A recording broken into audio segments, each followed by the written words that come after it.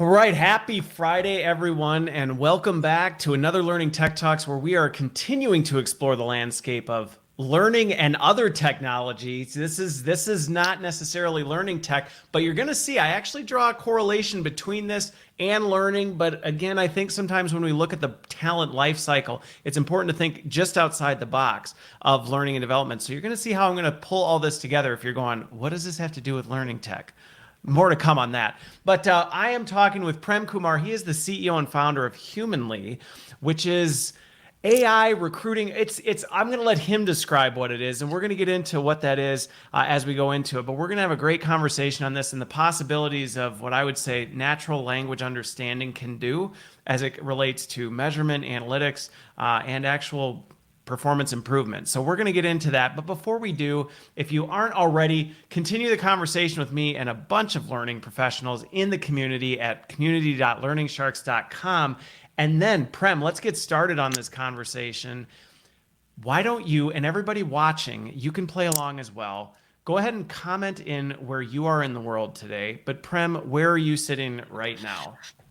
So I can't always say this, but I'm in sunny Seattle, Washington today. So the weather is nice. Yes. So I born and raised here, and yep, Seattle. Okay. All right. So I got to say, because I was talking to I think Sam Herring the other day. He's up in the Northwest, and it's been hot.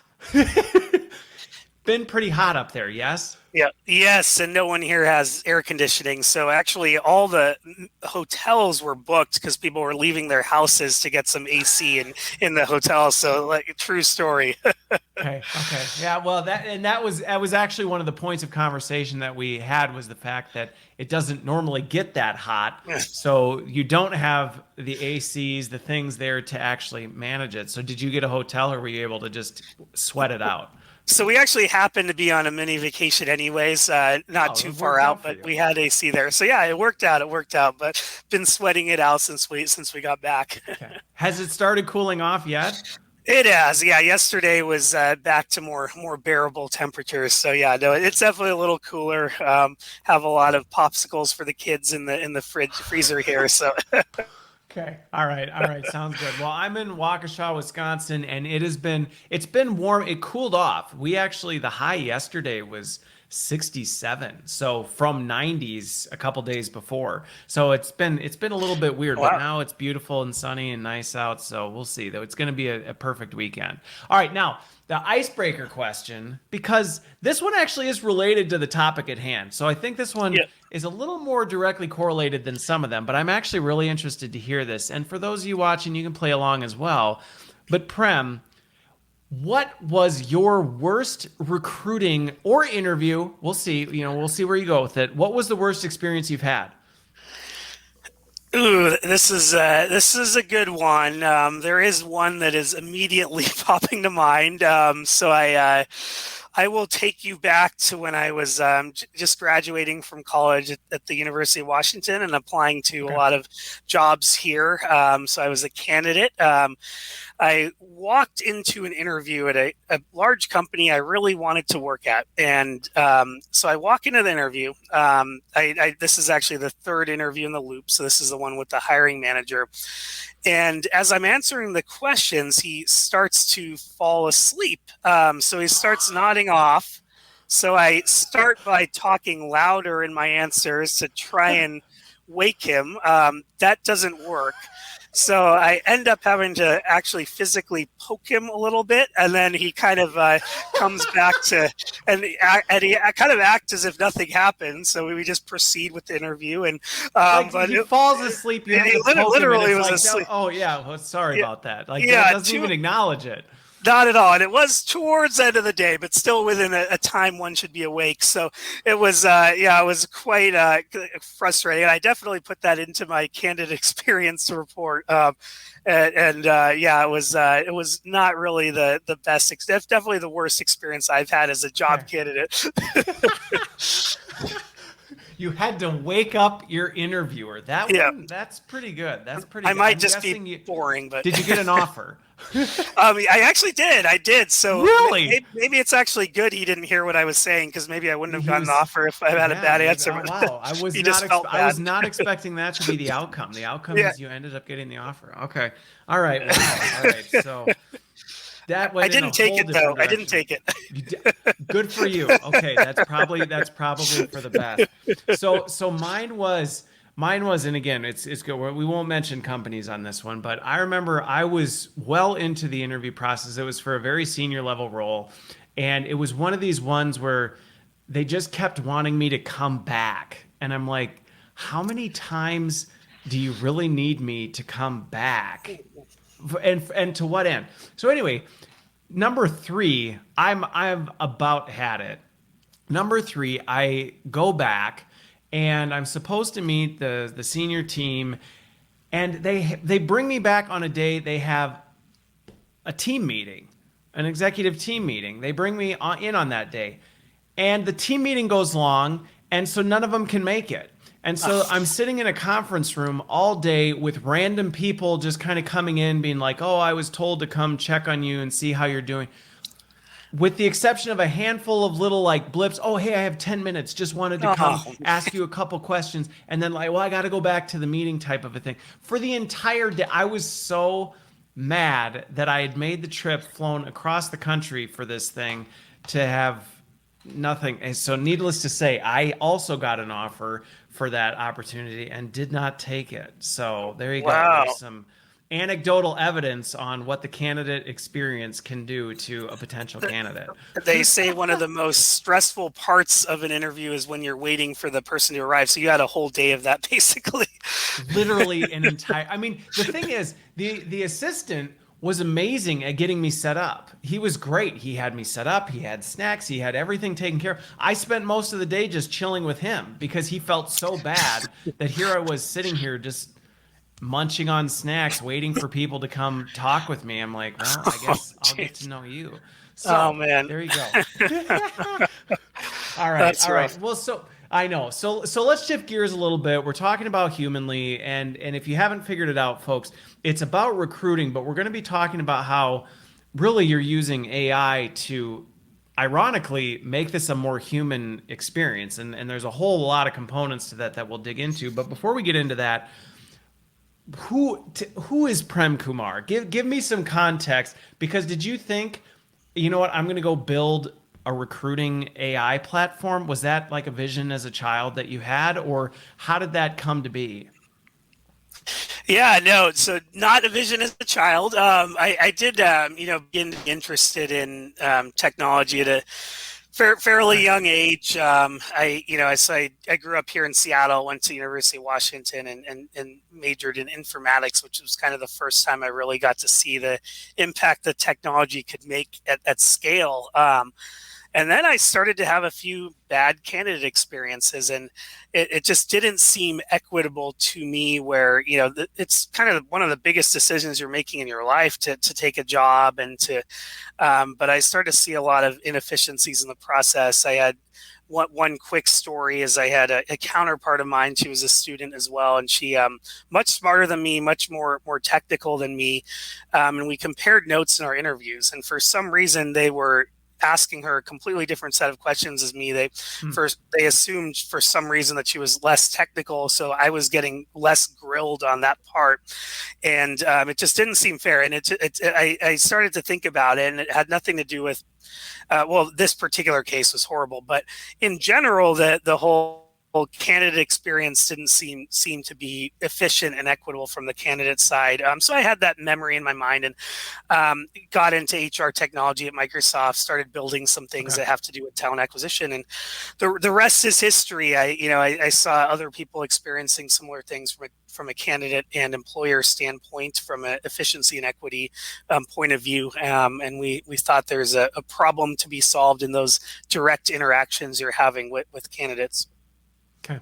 Okay.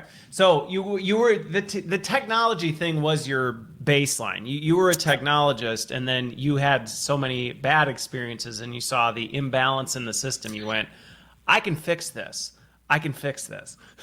Yeah, yeah, Got it. yeah, yeah, yep. Okay. So then let's talk about fixing it. And Mhm. we're gonna go deep into what humanly is so people Yep. can understand what it is. But at a high level, somebody who might just be tuning in now or just listening going, okay, humanly AI recruit, like what, how do you describe it? If you're walking down the street or you're at a 4th of July barbecue with somebody and they go, so you're the CEO of this company, what does it do? Yep. How do you explain it? Yeah, absolutely. So there's a lot of tools out there that help you find candidates, track candidates. We're focused on those conversations you're having with your job Okay. candidates. So whether that means automating the ones that are repetitive, such as going back and forth on scheduling or an initial screen, or helping people be better at those conversations that are not we don't feel should be automated, such as the interview. So we have a technology that will automate what should be automated and provide feedback to humans in those conversations that we feel should remain human driven. Okay. So it's a combination of then process optimization. So some of it is just because I mean we've all been there. That's a nightmare. The time you spend going back. Are you free on Wednesday at 10? No, I'm Yeah. not. How about Thursday at not? No, that doesn't work. That so you're automating some of this logistical stuff, but then also streamlining the conversation piece. And we'll talk about it because when you explained it to me backstage, there's really two components. There's this, Yep. hey, what can be done completely by a machine from a screening standpoint? And then how can we also then help balance the scales on the actual, okay, now you're talking to an actual person. How do we make that a balanced, positive experience as well? Yes? Yeah, no, absolutely. I mean, when we go to our customers, the basic need we start by solving for is time savings, and kind of like Maslow's hierarchy of needs. You got to solve the basic needs before you can start thinking of what's next. So we go in, save them time with all the stuff that is manual, and then once they have that time back, the need changes a little bit more to quality experience. Can we be better at these other interactions? Okay. Okay. So it's almost a bit of a journey. And I like, you know what, you're on Learning Tech Talks. Wait, bringing in Maslow's hierarchy of needs, always a wise choice. Always a wise choice on that one. So well done there. So let's start with the operational side of things. Yep. Because if Yep. that's where most people, Yep. that's how you get into an organization to say, hey, this is an inefficient mess of a process that you're dealing with. We can help you with that. So talk to me a little bit about kind of the current state of where Yep. organizations might be, and then how are you helping with that process optimization? Yeah, I can give you a specific example. So we're generally targeting those entry to mid-level, high volume roles. So it might be like a university hire that where you're getting hundreds and hundreds of resumes, or entry level support, entry level sales. So right now, one of our customers, for example, during campus recruiting season, will get about 4,000 resumes coming in, and they just have the people. Good grief. Yeah. So in a 3 month period, they get 4,000 resumes, and they just have the people to, and they'll actually hire temp recruiters just to deal with all the volume, Just to filter through the just to noise. filter it. And the great candidates still have to like wait a week and a half to talk to someone. So even if you're really strong, it's a Which week makes and a big difference. Like, because a half. week, especially on entry level roles, that week you might be on and accepted and moved on to something else real quick. Totally, because I think part of it is not just screening the candidates, but letting the candidates screen the company, learn more about the company, and you're basically losing a week. So what we do is at the point of application, we'll send out our automated chats that will get to know the candidates, give them a good experience, answer their questions, and then take that list of 4,000 or whatever it happens to be and make it smaller, and then schedule the ones that are a good fit. So now you're getting kind of that the time to first touch is reduced, which impacts time to hire. And one thing that really surprised us actually is where we actually get better ratings than when people were doing that initial step, because you don't have the people to hop on the phone and talk to 4,000 people in real time. So You don't. because you're getting I mean, some you can, touch, but nobody has the can. resources to do it. Yeah, It's just yeah, impossible. nobody has the resources. Yeah, so candidates begin to look at us as a way to get to the human faster and to also learn more about the job. So that's kind of the automation piece of screening, the scheduling. We do some stuff with like reference checks as well there. Yep. So I want to dig into this because I'm actually really interested in this piece. Because that is, if you talk to people, you'll see it on LinkedIn, you'll see comments about this. It's a lot of times a black hole. You go, you fill out a thing, and it is a black hole. You don't hear anything. You don't know whether you're through, whether you're not. You've had no interaction with the company. It's a terrible experience. And that's at all levels of the organization. But I do feel like, especially at that entry and mid-level, it's notoriously bad because the organization, like you said, they've got tons of people coming through resource-wise. And I think sometimes it's easy to point the finger at the organization and say, how dare you not, have someone pick up the phone and tell me I wasn't qualified. It's like, well, if you knew how many people we were screening, forget it. It's just impossible. So in that sense, it's almost an instant touch point. Near as close to instant as possible then, if I'm hearing you correctly, because it's like you apply and AI is actually touching base with you out of the gate.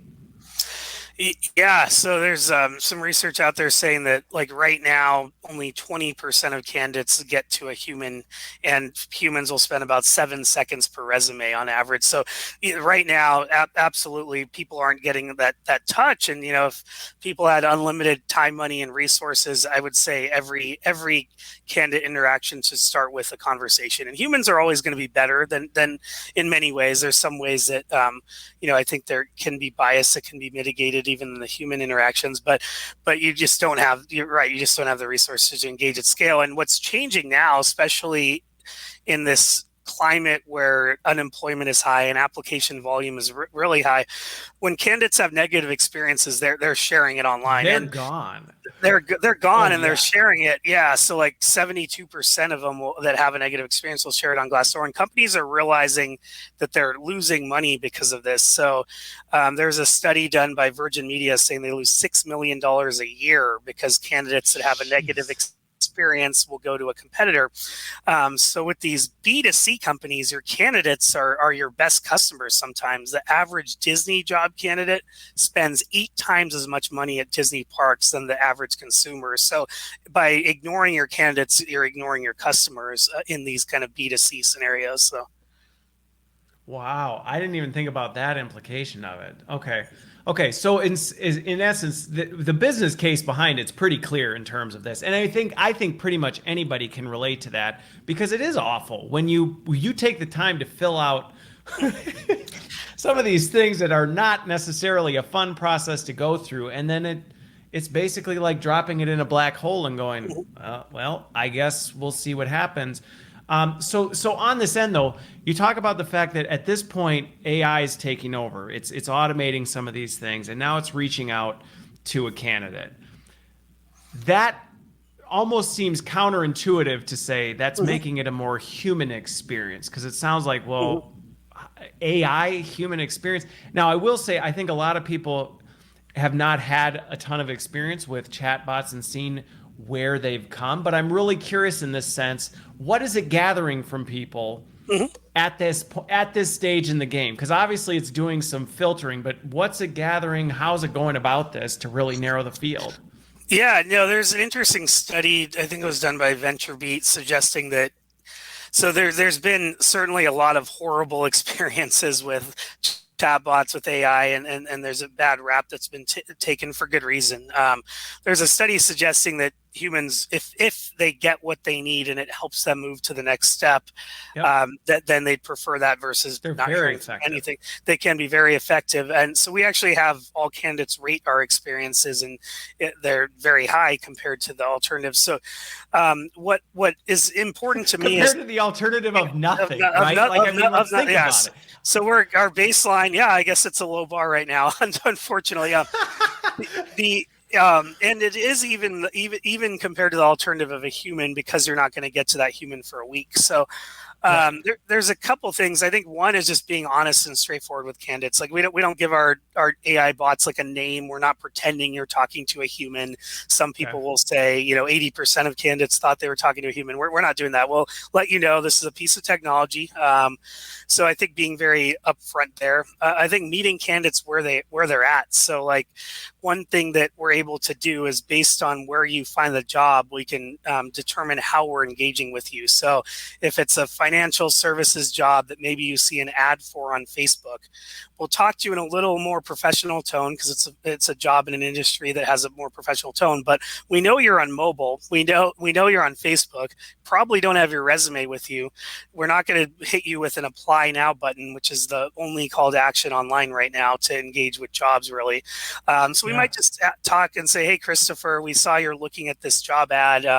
Can we keep in touch with you over email? So I think the context and being contextually aware in these chats is very important. I think that's where the game starts changing a little bit, and that's where some of the evolution of chats. But to answer your question around how we do it, there's no. I actually want to pause you right there, because on that piece, so some of this is not even it's not necessarily even a post they've submitted the application, because that example you just gave, somebody's checking out a job, looking at a job on something, and you're saying, hey, if you're interested in this, would you be okay with us, going back and forth via email, type of a thing. So you're actually engaging candidates who may be passive or even just kind of in consideration.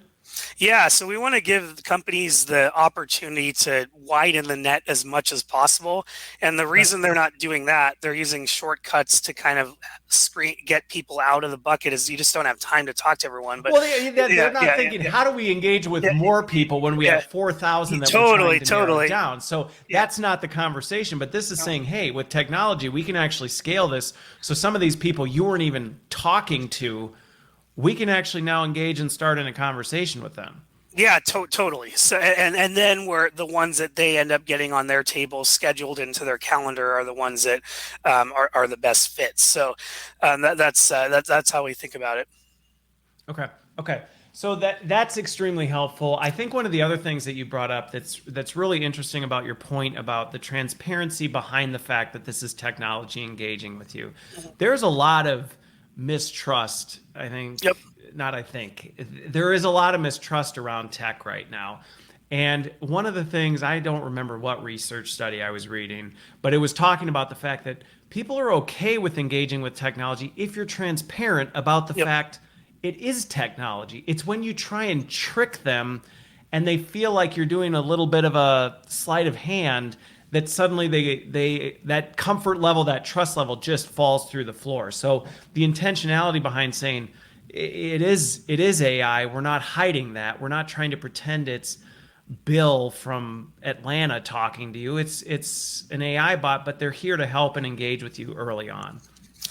Yeah, absolutely. So I think being authentic and transparent, and also being very outcome based. So if we can tell you by chatting with this bot, if you're a good fit, we'll get you scheduled for an interview in the next, like in 30 minutes of talking to us, we'll get a calendar invite set up, versus what you're describing as the black hole where you just kind of toss your resume over and hope to hear back. So, candidates want to be told the truth. They want expectations set appropriately, and they want to be communicated to.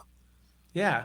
Well, and again, like you said, I think the transparency and understanding what's going on. And hey, if I'm not a good fit, just tell me I'm not a good fit. So I'm not sitting here wondering, will I ever hear back? Is the reason I didn't hear back because nobody saw my resume type of a thing? It's just thanks for engaging with this. Based on this, we're not moving you forward. Like, it stings, but you move on type of a thing. And at least you can move on. You can have closure to it.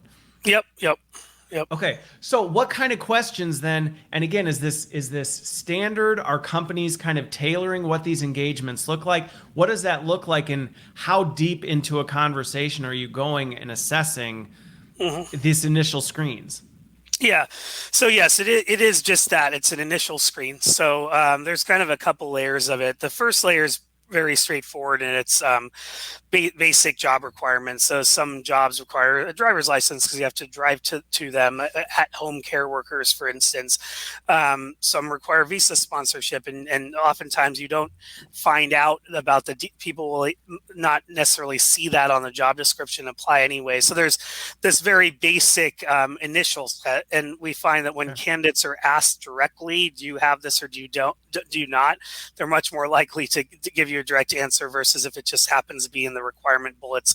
So that's the first step. The next step is, so we have a library of questions that are based on role, based on tone of voice, based on market, and it's constantly growing. So I don't believe there's like one silver bullet or magical set of questions, but we have, for example, if you're an account manager in Seattle, here's the virtual recruiting coordinator to deploy a humanly recruiting coordinator to ask those questions. So we have libraries of questions that they can pick and choose from. Most of our customers will use about 80 to 90% of our questions and then customize about 10%. Okay. So you can kind of blend. That was what I was kind of getting at is, are you on your own? Do you need to come up with this? Or do you say, hey, based on this, we've been doing this for a while, so here's this kind of suite of things you can pick from because we know this is going to be, and that's the breakdown. You find people typically are going 80-90% what you go with, and then they may say, we really are looking for some of these specifics as well in that frontline screen.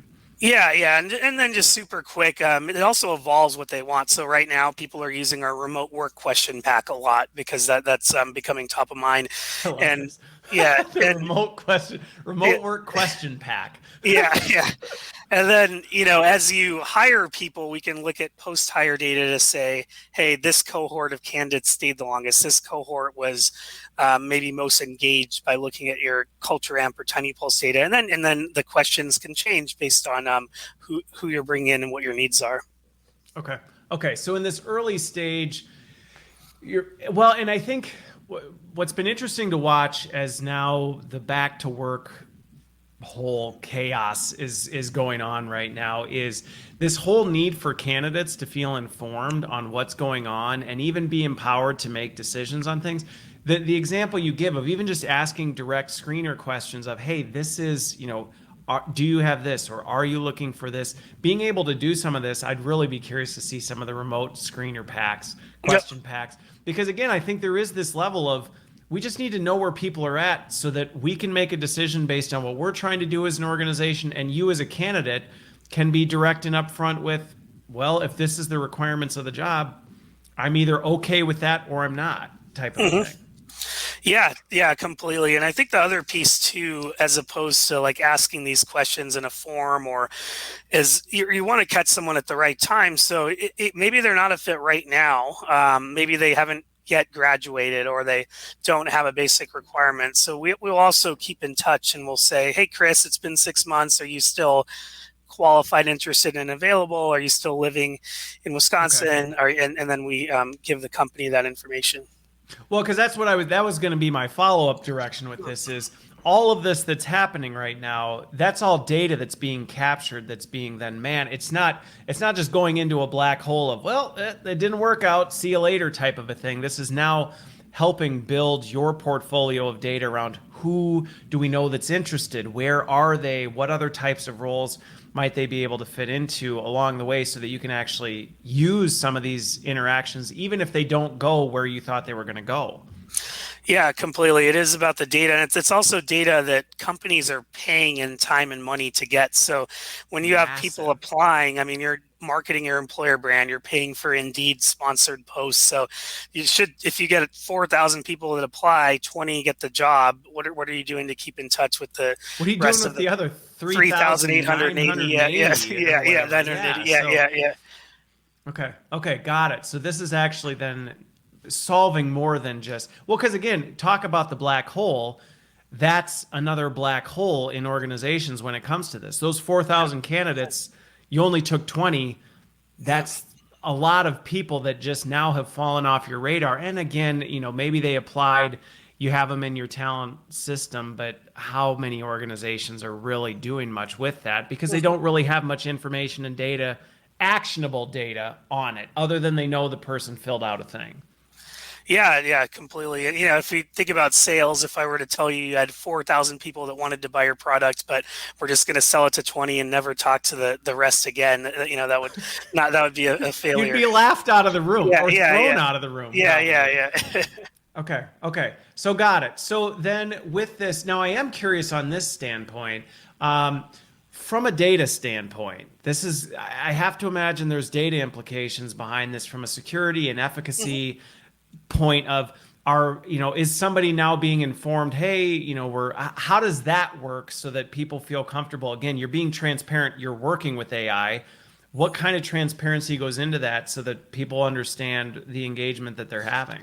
Yeah, one thing that I think is important, and AI in some cases can add bias. So we're very careful around how we use the data we're not making decisions and rejecting candidates ourselves. We'll put them in lists and then you'll see, Okay. hey, this is the list that came through humanly. From a data privacy standpoint, and it's awesome to see all the stuff happening with the California data laws, with GDPR. So we obviously follow all the standard protocols there. I think being transparent with candidates about how the data is used is important as well. And then how we store the data. So making sure that we're storing it in secure ways is important. And I think with what we're seeing with like GDPR and stuff, it's the crux of it is people own their data. So I think being very clear with candidates around what you're doing with it, why you're doing that, is part of the trust building piece that you alluded to as well. So it's an Yeah. opportunity for companies to lead there, I believe. Okay. Got it. Well, and one of the things you brought up, one of the things that we could probably have an entire episode on just this part of it if we wanted to, but I won't. I promise I won't, because this is something that it's going to catch a lot of organizations off guard, I think, if they're not careful. But one of the things you brought up is one, the transparency behind it. So having that transparency. I think the other one, though, that is really interesting when we start talking about AI when it comes to these types of situations is that lack of trust often comes when we think about handing the reins in the decision making Yep. over to the AI. And we say, okay, and I can think of a perfect example of an AI recruiting platform a while back that Yeah. was using facial recognition Yeah. and Yes. it Yes. did not go so well. Let's just say it didn't go so well. But again, when we talk about the decision making piece, what you're talking about is you're using the AI to aggregate, to get the answers, to do the analysis of all this, but there's still a human in the loop on the decisions around what are we going to do about this information. Is that fair?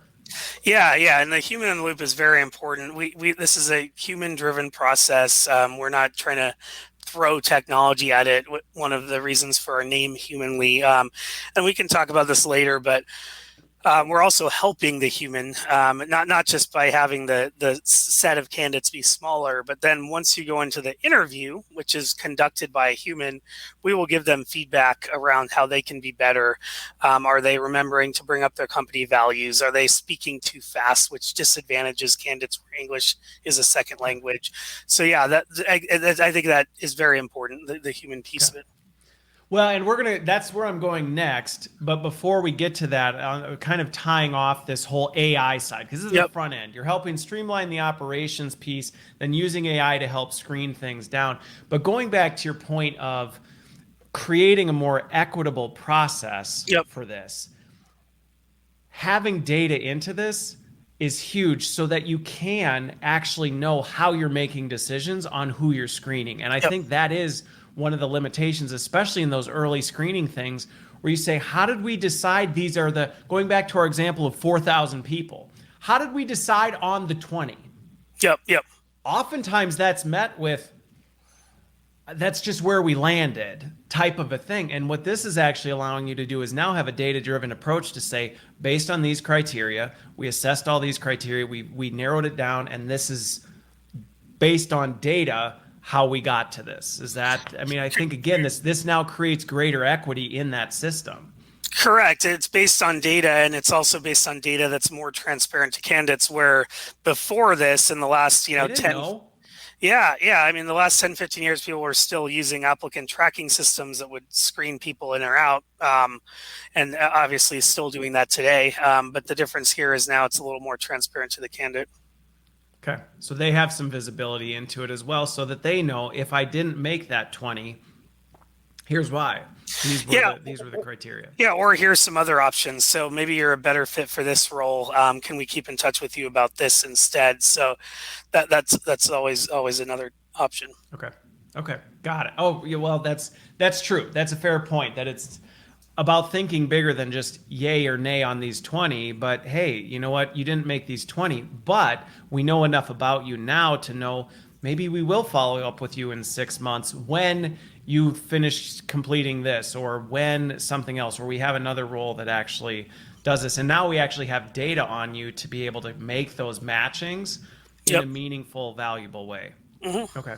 Okay, so then let's shift to part 2 of this, because this is an emerging part that even since we first talked, we were talking about it. We're like, when did we first connect on being on this? This is like 7 months ago or something like that. So a lot has happened with Humanly since then, because now you're also focusing on how do we make the candidate experience better, but also how do we develop, and I think this is one connection that will make to learning and development, how are we actually developing people in their interviewing skills? Because that is an area that any L&D leader who's watching, who's been in the space for any period of time knows a lot of time and energy goes into how do we make sure people do a good job of doing this as leaders. So talk to me a little bit about that evolution and what that looks like.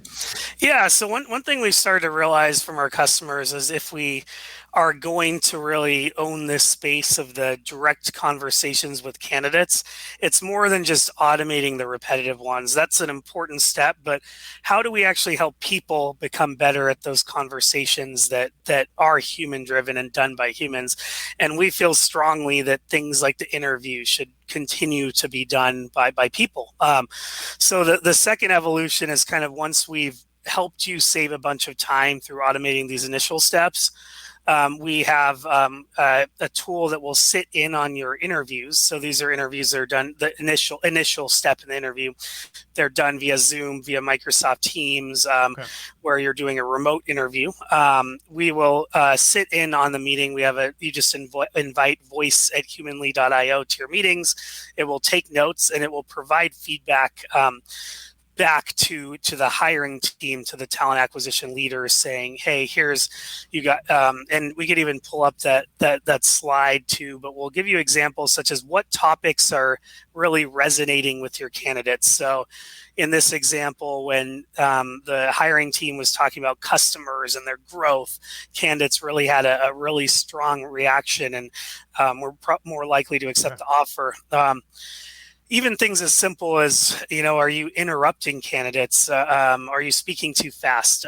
So this is kind of the next step. Let's automate the chats that can be automated, and let's help people get better at the chats that are not automated.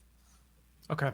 So what I loved about this from a data standpoint, and we'll flood this in and out of the conversation here as we go, is at first the initial thought, again, might be, okay, so you could invite a chat bot to your virtual meeting and it could capture a bunch of information specifically about the candidate.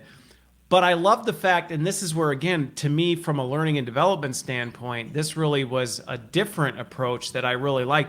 It's really more about how do we grow and develop our people who are doing these interviews to know, what types of things in those interviews are, like you said, really resonating, or what are some of the skills that maybe you're lacking in the way you interview a candidate, things like that, so that not only are you just trying to find better candidates, but you're actually improving the capability of your organization in being able to interview and lead and find good people and create a positive experience. So that's the part that I thought was just a different angle at it that actually adds.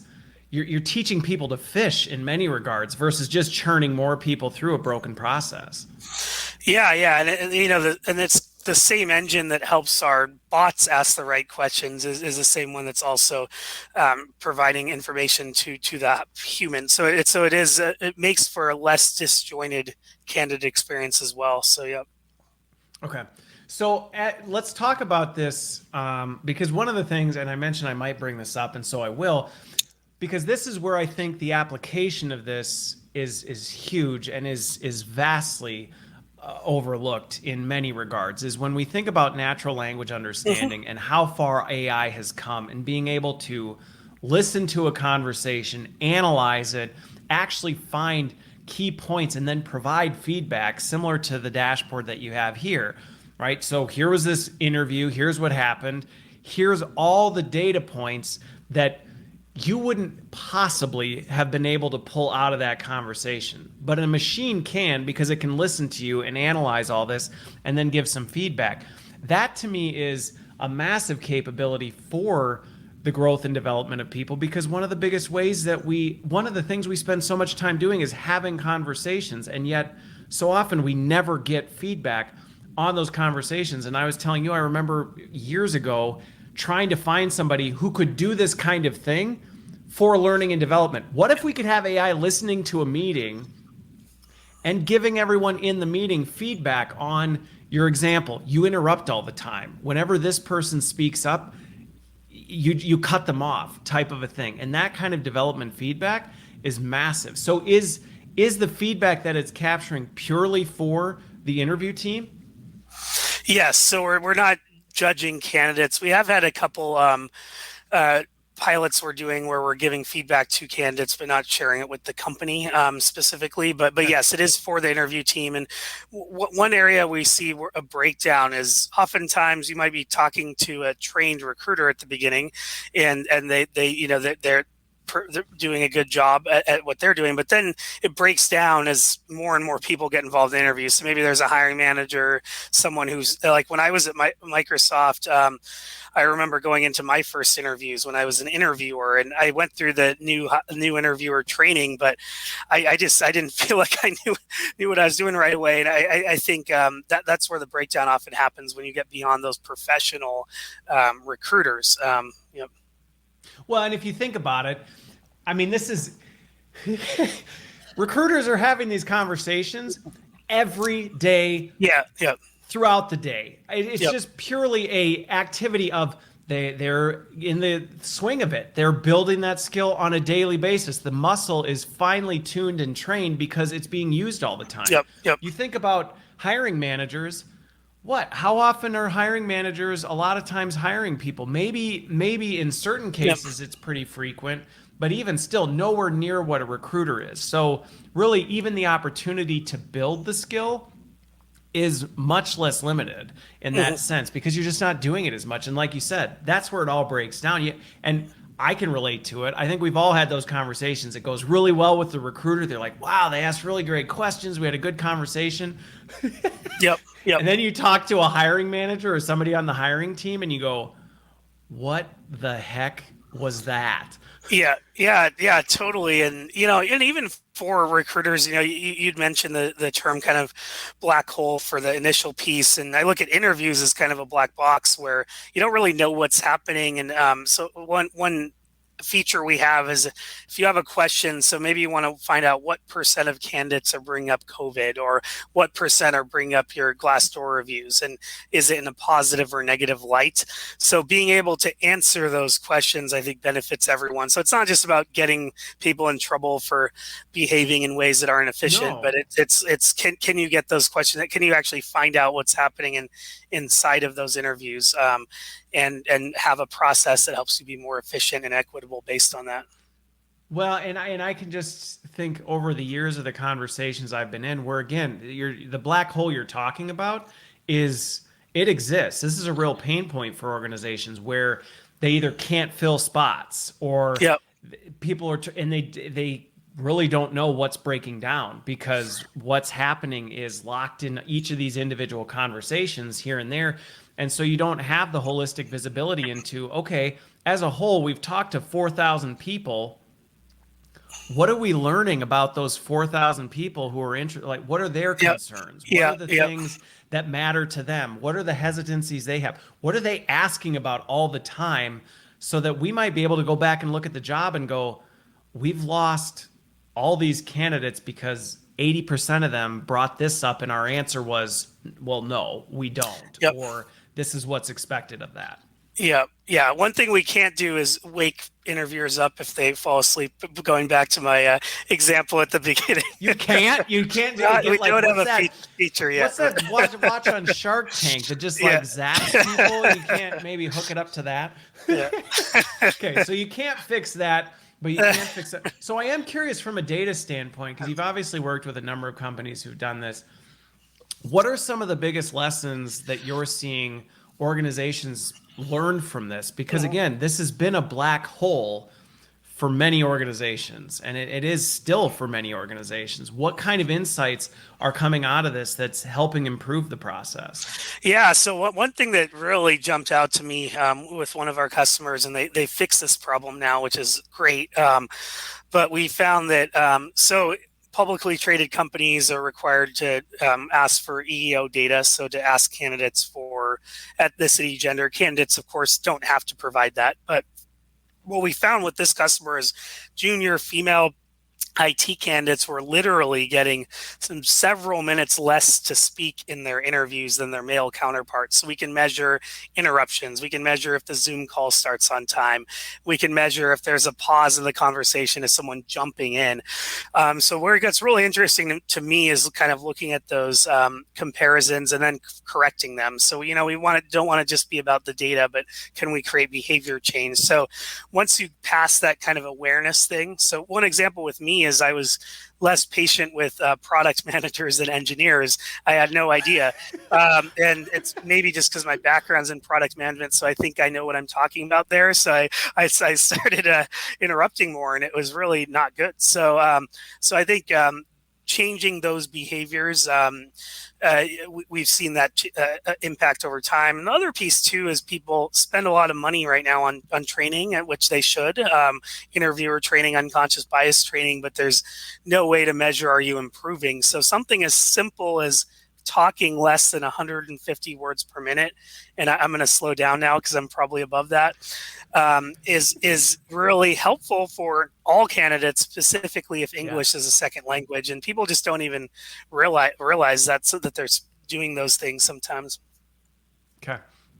Well, and that actually ties to, you told me before you caught last week's episode, and that was one of the things that John and I were talking about, is that when you're dealing with global roles, but even non-global roles, English is not always the primary language, and you may inadvertently, like you said, inadvertently be discriminating against certain candidates just because you're talking way too fast or using jargon or things like that, that they just aren't, people aren't aware of what you're talking about, and it can have a massive impact on things. The point that you're bringing up, and I think is a big one, you're creating visibility and awareness into that people didn't have. Okay. Interesting. So I am curious about this though, because it's one thing to know, it's another thing for organizations to do something about that behavior change type of a thing. So what kind of hurdles do you see, or have you run into, that organizations may need to think about with that? Because it's, in some regards, it's funny, I had a conversation today with someone, and they brought up the fact that a lot of times people in learning are, don't always want to dive into the analytics behind it because they might not like what they see. And I can see there being some resistance to this in some regards, because it's like, well, what are we going to find when we start looking and turning over rocks? So how have you seen organizations walk that well? Because I can see that having some major challenges. Yeah, no, it's a great question, and the tool isn't for everyone, but I think one of the things we looked at is just being really flexible. So if for instance, you only want these 3 data points captured, or you don't want anyone to see other people's data, you just want aggregate views. So there's some things we can do just in how we show the data to make it more comfortable. And usually we'll start with, a smaller set of data. I've kind of thrown out like the whole kitchen sink, but we'll usually start small. And so the adoption journey is a journey. And there's also, I think like reasons for people to use it that are beyond just the analytics. So one of our recruiters that's using the product, he does 30 interviews a month, and he was taking 30 sets of notes a month. So now he has the notes from the call synced into the applicant tracking system. So we have other kind of hooks to get people engaged. And then we start to see they get a lot of value from the data analytics. So typically what we do, it's kind of like brushing your teeth and then going to the dentist, where we'll send you a weekly report and you can see how you're doing and you can make small improvements. That's the brushing your teeth. But then we'll have a quarterly meeting where we'll bring in experts in linguistics. We'll bring in experts in culture, and this is more of a quarterly business review. And we'll say, what are your goals for the quarter? What are you trying to improve on? So maybe it's being more inclusive in interviews. So let's track, are you using language that could be biased? Are you treating different candidates differently? So I think really tying it to what the company goals are and giving other reasons to use it for the individual is kind of how we've gone about getting it to be really ingrained into the process. And generally people are pretty receptive to that. Okay. That makes sense. And I think that's not just true of that's true of, I would say, many things, where, because I can see with some of the things we talked about the apex of right, you could do all of these things, which in some from an organizational change standpoint, if you're doing none of those things, trying to bite all that off could feel not only super overwhelming, but just create major uncertainty and tension within the organization. So I think you're thinking, or just kind of for people who may be considering, regardless of what they're doing, treading into this territory, say, plot your journey accordingly and make sure you're stepping towards it. And I think that's a good practice for just about anything. Okay. Absolutely. Okay. So in terms of how other hang on here. We did get a question from Rudy, so I'm actually going to bring this piece. Kind of curious to see Rudy's question. It's actually a good one. Is this whole behavior change? Are you seeing, and again, just more in generality standpoint, the big key here to me, at least as a learning person, is thinking about changing the behavior. It's great if we can get the operational efficiency, absolutely fantastic. But really the crux of this is, can we actually get an organization to change the behaviors that we want to change? Going back to your point of, make sure you know what you're measuring, because if you don't know what you're measuring, it's going to be really hard to map this back. But have you seen any trends between industries or private public organizations in terms of, are there trends that you see a bigger uptake in that behavior change? Yeah, it's a really good question, Rudy. I'll start by just being really straightforward. I mean, we're fairly early in this, so we don't have thousands of customers to compare. But the initial observations that we're seeing is, with public companies, there are some regulations they fall under. So, for example, they need to collect EEO data, so they have to ask candidates about things like gender, things like ethnicity, and candidates don't have to provide that, but they ask the question. So with companies that are bound by some greater process, this kind of fits right in, where we can kind of say, hey, we know company A just invested $8 billion in unconscious bias training, but they have no way to measure if it's actually impacting their interviews. So we can kind of fit right in. So I think generally when we see big investments, which is more so we're seeing with a lot of public companies now that are making big investments, or they have obligations to their shareholders, there's some instant. I think a lot of it just has to do with the leaders. So there's some leaders that just want to see it all. They want the data, they want to create change, and they want to help their people understand why more data can actually help you be better. So I think it maybe is a little bit less to do with public versus private, but it has to do with who the leader is from the top down. And then you do have some industries where, with staffing firms, for instance, they do need a lot of staffing firms will already be doing some of this manually. They will. It's very important to them that they have kind of a little bit of a top-down approach when it comes down to standardization to process. And then another thing we're seeing, I guess, with larger companies, not necessarily public, but a lot of our public customers are bigger, is a move towards standardization. So can we measure, are we being consistent with our candidates and bringing up these 5 topics, or are we not?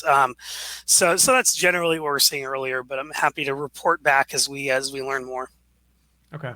Well, and I was talking to, I don't remember who it was, but we were talking about, with the events of the last few years, a lot of big organizations are moving past words about taking action on some of these things and actually taking action on it. But I know just from conversations that a lot of organizations struggle to know, where can we take action on being more equitable, to really kind of making changes in the organization and know that it's having a difference. And I think that was one of the things that, as we talked about this, was really fascinating, is this is a huge opportunity area for organizations, because who you're bringing in, the experience that you're getting, I mean, this has a massive implication on the overall, not only candidate experience and overall operations of the org, but actually the ability to bring in a diverse set of candidates who you may not have been touching before, who now have the opportunity to be able to grow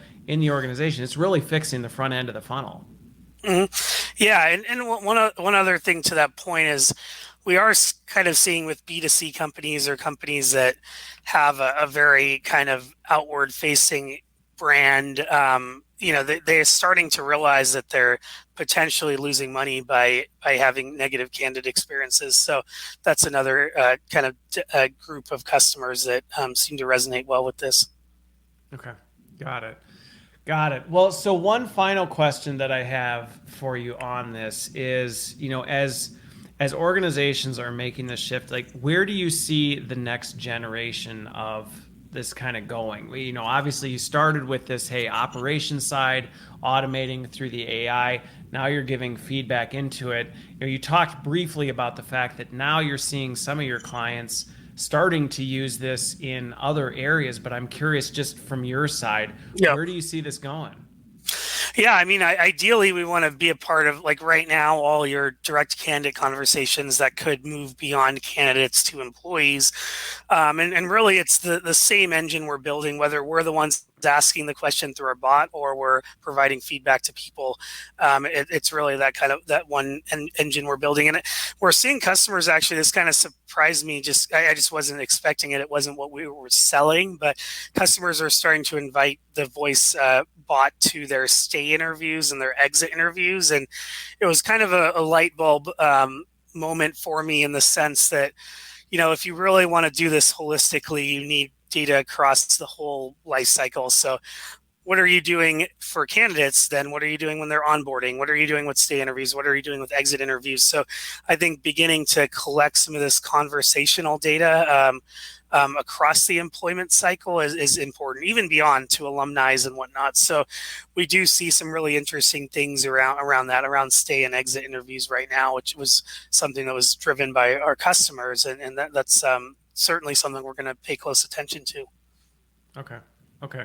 And to me, that was a logical, that to me is a logical continuation of where you're going with it. It's funny, your clients were, kind of putting those pieces together, because it's one thing to fix the front end and to get feedback there, but there's far more interactions with people throughout the organization. So to be able to actually capture that and provide feedback, and that's going back to, how can this affect learning and development? To me, that's a prime opportunity for learning and development leaders to tap into some of this capability and say, hey, if we have something, and this is where we can start to work across the horizontal when we think about talent, and say, what are some of these solutions that we can look at that, yes, they're solving a problem for this function, but at the same time, the behavior, the process that it's doing is also capturing meaningful data and can provide insight into people in the organization for their own growth and development. And that's where it might sound like, oh, recruiting tool, but really I would almost say it's a development tool just as much as it is a recruiting. Maybe that could be debated in terms of where, but it's definitely a huge component, especially with Gen 2 of where you're going. Yeah, I know. I'm excited to maybe start seeing what happens in one-on-ones that managers are having with employees and management training, those sort of things. Yeah. Yeah. The ability to do that and be able to invite something like this to it and hear the conversation and give you feedback on that and say, because I'm sure leaders, there would be a lot of insights coming out of that. This is how you handle your one-on-ones. Do you know the difference between these one-on-ones versus these one-on-ones type of things would be extremely valuable. Yeah, and I know we're out of time, but yeah, just something as simple as am I giving all my direct reports the same amount of time? Is one person getting rescheduled more? Can I have searchable notes? Even that basic stuff I think could be important to one-on-ones. Okay. All right. Well, like I said, I knew we were going to run out of time. I told you that part. So, well, this has been absolutely fantastic, Prem. I appreciate you making the time. Hopefully for those of you listening, even though it may have started feeling like, well, this is a bit outside our box, it's really not, because anything that has to do with people and the workforce, as far as I'm concerned, we've got something to do with it. And I think there's tremendous opportunity as we look outside the lines of L&D. So thank you for making the time. This has been fantastic, and I love what you're doing with it. So have a great rest of your Friday. Thanks, everybody, for joining. Thanks, everyone.